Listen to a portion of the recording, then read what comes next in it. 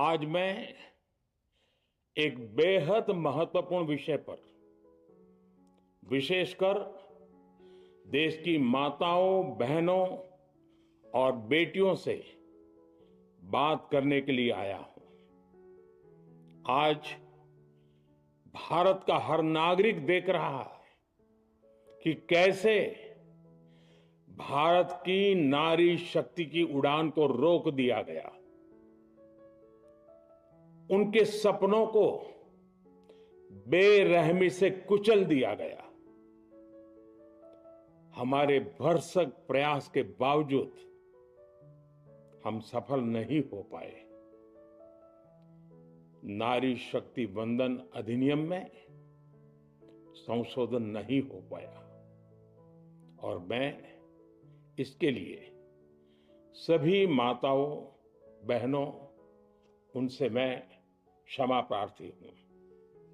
साथियों, हमारे लिए देश हित सर्वोपरि है, लेकिन जब कुछ लोगों के लिए दल हित सब कुछ हो जाता है, दल हित देश हित से बड़ा हो जाता है, तो नारी शक्ति को, देश हित को इसका खामियाजा उठाना पड़ता है। इस बार भी यही हुआ है। कांग्रेस, डीएमके, टीएमसी और समाजवादी पार्टी जैसे दलों की स्वार्थी राजनीति का नुकसान देश की नारी शक्ति को उठाना पड़ा है। साथियों, कल देश की करोड़ों महिलाओं की नजर संसद पर थी। देश की नारी शक्ति देख रही थी। मुझे भी ये देखकर बहुत दुख हुआ कि जब ये नारी हित का प्रस्ताव गिरा तो कांग्रेस, डीएमके, टीएमसी, सपा जैसी परिवारवादी पार्टियां खुशी से तालियां बजा रही थी। महिलाओं से उनके अधिकार छीनकर ये लोग मेजें थपथपा रहे थे। उन्होंने जो किया वो केवल टेबल पर थाप नहीं थी, वो नारी के स्वाभिमान पर, उसके आत्मसम्मान पर चोट थी। और नारी सब भूल जाती है, अपना अपमान कभी नहीं भूलती। इसलिए संसद में कांग्रेस और उसके सहयोगियों के उन सबके व्यवहार की कसक हर नारी के मन में हमेशा रहेगी।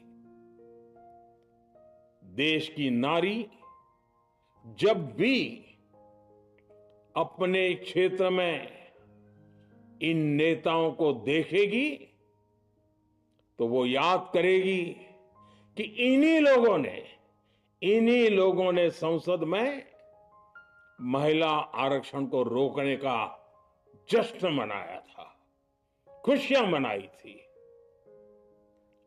कल संसद में नारी शक्ति वंदन संशोधन का जिन भी दलों ने विरोध किया है, उनसे मैं दो टूक कहूंगा।